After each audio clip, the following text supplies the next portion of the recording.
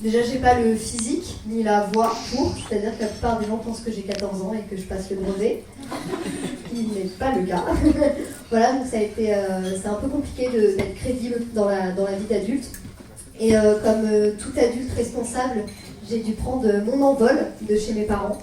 Et ça a été très dur pour moi et pour mes parents. Non, pas du tout. Hein, c'est-à-dire que moi je pensais qu'il allait y avoir quand même des larmes, des cris, des larmes, beaucoup de larmes. Et non, ils avaient l'air contents, hein, voire même pressés que je m'en aille. Donc voilà, j'ai un peu pris pour moi quand même. Et je comprenais pas tout de suite pourquoi ils étaient tant pressés de me voir partir.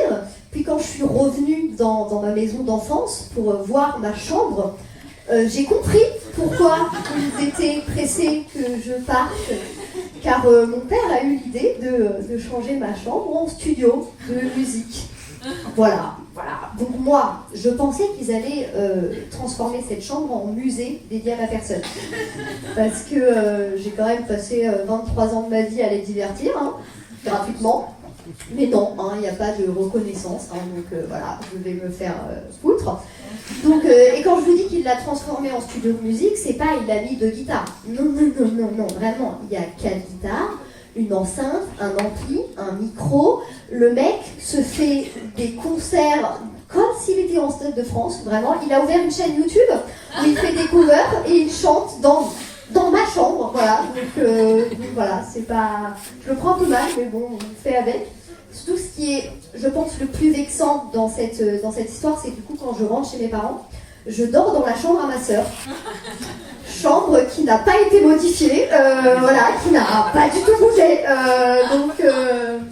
Voilà, je ne sais pas, merci. Je sais qui est l'enfant préféré de la famille, mais c'est pas grave, je le vis.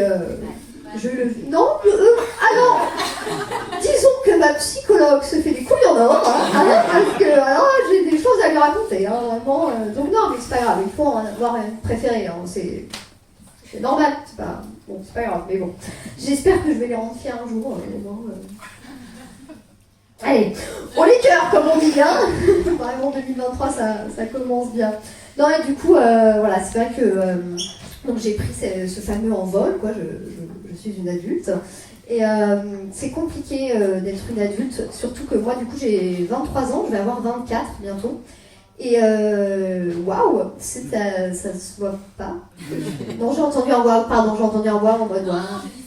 Ah oui, oui, ça va, en vrai, j'ai pas 30 ans. J'aurais peut-être dû regarder le public un peu plus longtemps avant de dire ça. Donc je vais avoir 24. Et en fait, c'est cet âge un peu de transition, un peu chelou, où j'ai la moitié de mes potes qui sont en études, fin d'études, et l'autre partie qui est en CDI, mariage, enfant. Donc c'est très compliqué de trouver sa place entre les deux, hein. Et c'est vrai que quand je vois ces couples qui sont déjà mariés avec des enfants, ça me donne envie de trouver chaussures à mon pied. Et c'est compliqué quand on ressemble à une mineure de trouver chaussures à son pied. Car les hommes sont pas très intéressés. Et les hommes qui sont intéressés, je n'ai pas envie de les intéresser. Moi, c'est vrai qu'il y a déjà des hommes qui se sont, quand je leur ai dit mon âge, ils ont été déçus. Vraiment, quand je leur ai dit j'ai 23 ans, ils ont fait Bon, au moins avec toi, ça sera légal. Au secours. Donc non, c'est très compliqué. Mais là, depuis quelques années, depuis à peu près 2 ans, je me fais draguer par des trentenaires. Voilà, donc... Et les trentenaires, alors il faut savoir, par applaudissement, il y a des trentenaires dans la salle. Ah, voilà, ok. Alors les trentenaires, je vais vous dire quelque chose. Vous avez absolument tous la même phrase de drague et il faut la changer, d'accord ?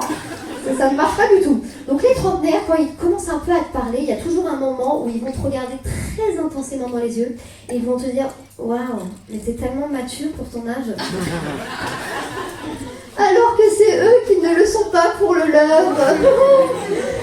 Mais bon, comme j'ai envie de ken, je leur dis pas ça. Je ne fais que rigoler et dire merci.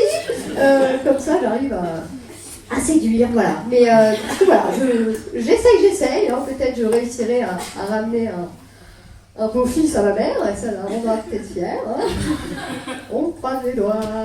Mais en tout cas, c'est sûr que c'est pas au travail que je vais trouver mon futur mari, parce que je travaille en tant que surveillante dans une école primaire. Bon, un peu jeune. Avec 6-7 ans, c'est pas trop mon... Tout que la plupart du temps, ils mangent leur crotte de nez, donc bon, niveau maturité, on est...